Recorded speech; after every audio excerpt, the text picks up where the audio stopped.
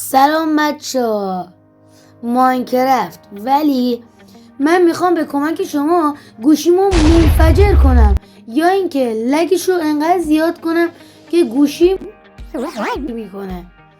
پس تا آخر ویدیو رو نگاه کن، حتما چنلمو ساب کن و زنگوله نوتیفیکیشن رو روشن کن تا هر موقع ویدیو جدید میذارم یوتیوب بهت خبر بده تا اولین نفری باشی که میای ویدیو جدید من میبینی.